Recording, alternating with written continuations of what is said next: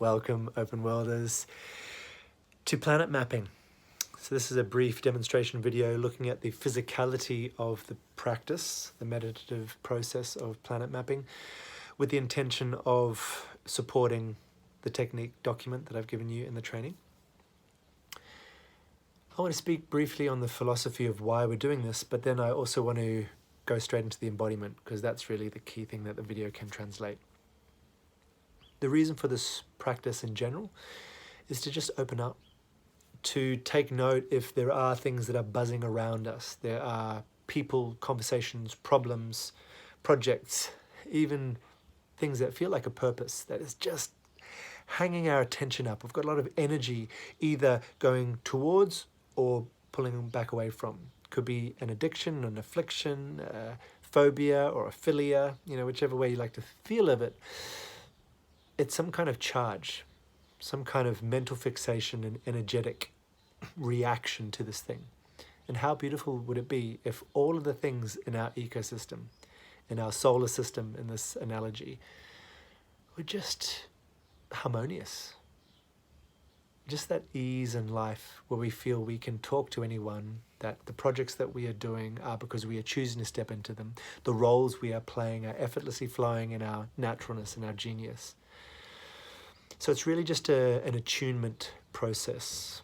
Coming back to this idea I talk about called our scope, which is kind of like our body as an instrument. It's body and energy and mind and all the things as an instrument for locating the things which are just not sitting right, not in alignment with our integrity or our true resonance. So the practice is us positioning ourselves conceptually at the center of our personal solar system in this metaphor. And it is supported by breath and movement. So in order to really get our bodies into that state, I encourage a slow box breath. So you just imagine, there's an inhale, there's a hold, there's an exhale, and there's a hold. It can be stressful if our body doesn't have enough oxygen. So as the precursor to the box breath, we'll begin the physical practice now with some fire breath. This is coming down into the belly, particularly supporting the exhale. We've done this plenty of times before, so I won't go into too much detail, but just really this idea of stoking the lower dantian, the lower three chakras, stirring that energy energetically, but also in a simple chemical process. We want to get lots of oxygen into the body so that we don't feel as suffocated or strained when we're doing the slower box breath. So let's begin.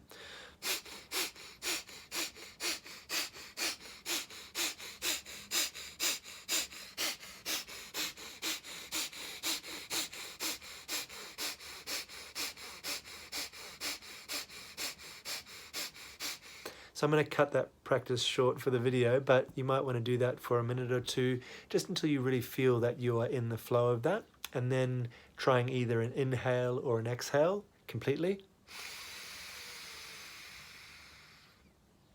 and holding. Keeping some sort of count, building up to having an equal-sided square time-wise, so maybe inhaling for 8, holding for 8, exhaling for 8, holding for 8, building up towards maybe 15 to 20 counts.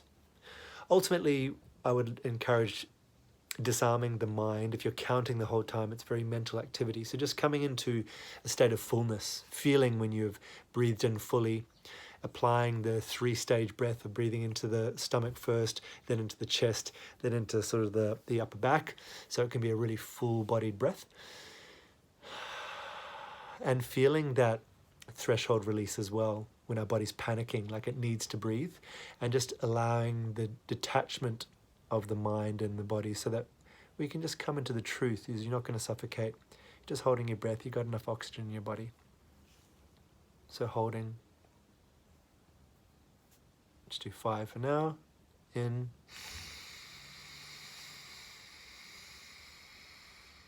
Holding.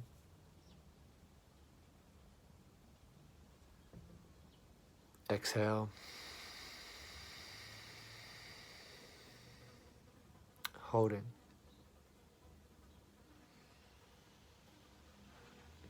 So just feeling that rhythm of the count, just the natural, the flow. Once we have that breath work going, we start then pairing it with a body undulation. So side to side or forward and back, alternating per box. So one box, you'll be breathing in, holding, breathing out, holding, and the next one will be breathing in, holding, breathing out, holding. And so just once again, it's heuristic play.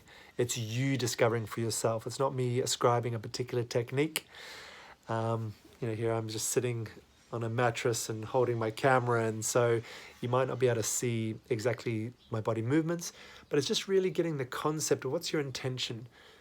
You're flowing from left to right to activate the spine, to increase circulation, to massage the organs, and to hopefully assist the path of cerebrospinal fluid moving along your spine, activating the nerves, all the good flows. And when you're coming forward, you might want to do like a cat-cow, concave, convex, forward and back. You might want to roll, get some of those disco moves happening, whatever it is. But essentially we're going forward and back or side to side.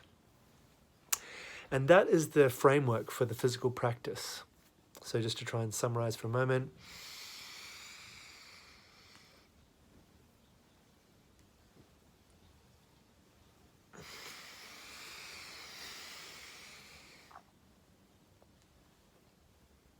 So that's one box, and then I would start going forward and back.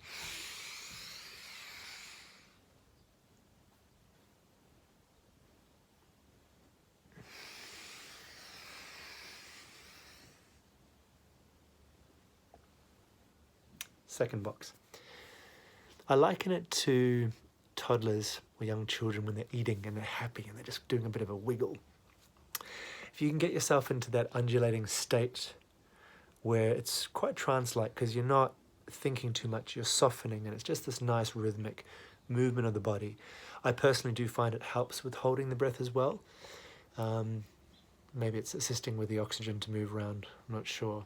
But it's this lovely activated state where movement and breath are bringing us into a very somatic awareness. And from here, the scope, this concept of using our body and our energy as an instrument to feel into where there is the emotion, where there is the upset, where there is the charge. That for me is a great foundation. So once we're in this state, we just keep doing the breath and the movement. And now the meditation begins where we perceive ourselves to be at the center. We are the sun of the solar system. And we just allow these planets, these are these concepts of a person or an object or a job we have to do or a project. Did I say that twice? It could be an emotion, it could be a place. Whatever it is, we just allow these things.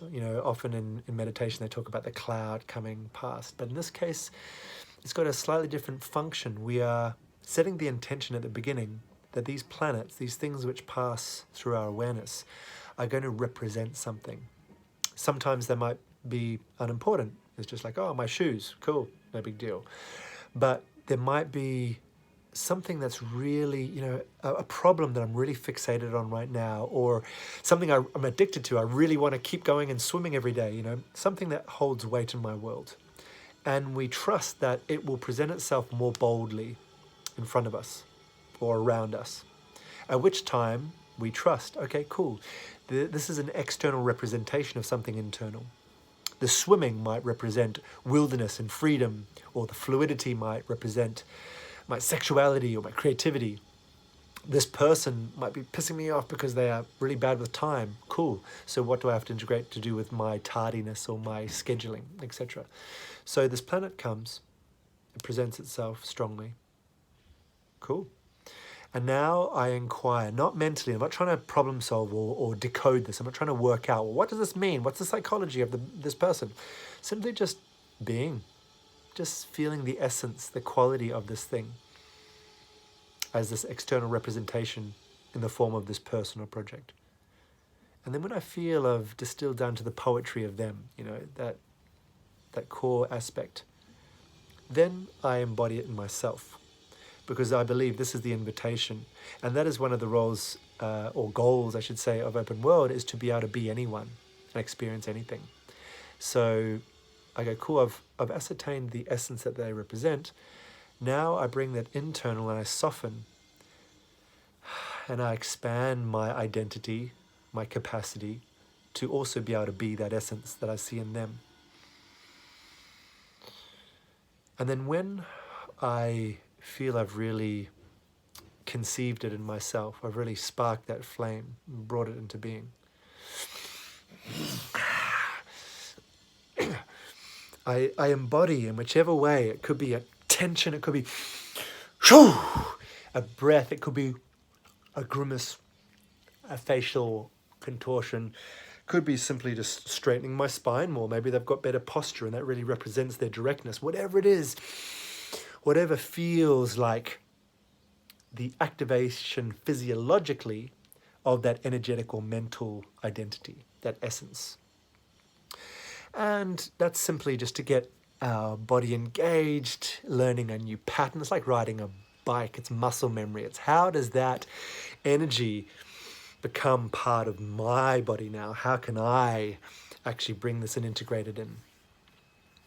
So once that expression has been done, I really feel it's engaged and there, then I simply ask myself, and the way that I like to ask these questions is always with trust. It's a clear statement and then softening from the thinking mind that's going through all the values and morals and consequences and mechanics, social programming, putting that aside and just feeling into the beauty of knowing, the core intuitive essence of instinct.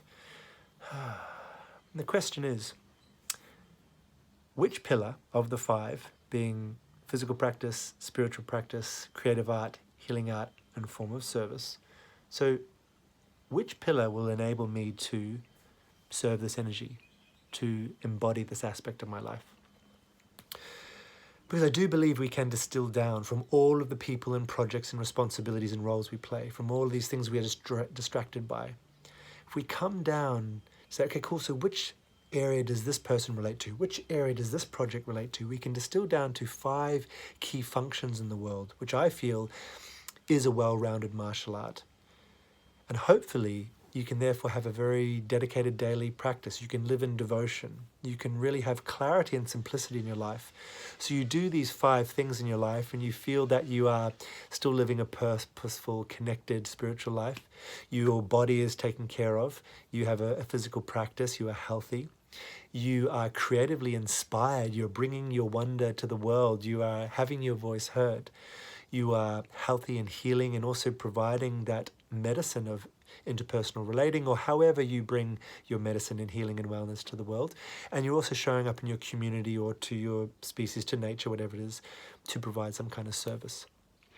And hopefully if they are aligned to your purpose and your passion, and they can be very creatively interpreted, they can be very unique to you, but I do believe you will be able to sustain a life via those things. You will be able to make money, you will be able to have relationships, you will be able to be part of a community, you will be really well balanced. So it's worth a test anyway. That's what heuristics is all about. It's about discovery by playtesting, not me necessarily telling you the outcome or what you need to do for the pillars, but you trialing and failing and learning and not necessarily going A to B either. You might go off in this direction, then that's totally not the way, and go in that direction. It's not always the most direct route, but it will create flow. It will create an opportunity for your own discovery. And that is it. We will land things into these columns of these pillars. They might be abstract. It might be a color, or it might be a general feeling of someone else. What do they represent? You might have to do some more discovery. It might be very clear. It's like my physical practice is definitely boxing. I'm going to become a boxer and every day I'm going to train hitting this bag. It might be very clear. But then when you play in that space, you might find something else. It's actually more about self-defense. Actually, I want to be a bodyguard. Or it might be about something completely different. My physical practice is creating this ability to defend so that I can go into spaces, and I might want to be a community worker and I actually pull people out of domestic violence situations. I don't know where it will lead, but let's not be too mental and trying to get it right from the beginning. We hone this over many months and many years. It is a path of mastery, of continual craftsmanship of our way in the world. And it's just one system. These 5 pillars are my 5 pillars. You might have 6, you might have 4. But I hope we can rally around the concept of a Tao, a way in the world, that is harmonious with our natural gifts and tendencies, our capacities, and also in alignment with the naturalness of life. Are we listening to life? Are we feeling its natural cadence, its rhythm, its melody? Are we really feeling into the wellness of our community, into our body, into our industry, and not being stuck on any kind of other template, but just trusting that there is a beauty where everything can feed each other. And surely there are founding principles or pillars that will hold up the entire structure. It's a theory anyway. Hope you have fun with that. Hopefully this video has illuminated a little bit more about the technique. It's always self-led, so feel free to jam on it. But ultimately, you're in this state of breathing and moving. You're coming into a very intuitive way of scanning through your life and coming to all these sticking points which have a tendency to go forward or away from, just so that you can be surrendered to it. You can integrate it and distill it down to your key tenets or your key practices, so your life can be focused. You can have a life that feels like you are choosing to play this way, that you get up in the morning and don't think, oh shit, what do I have to do? But you know you have a way of approaching the world, and it's good for scheduled life, but it's also great for the unknown, because a new circumstance could come up. You might be in a new place, or someone else arrives on your doorstep, and you'll have these pillars to refer to. It's like, how can I serve this moment through my devotional practices, through my daily practice, and through the areas of life that I'm crafting day by day as my way in the world.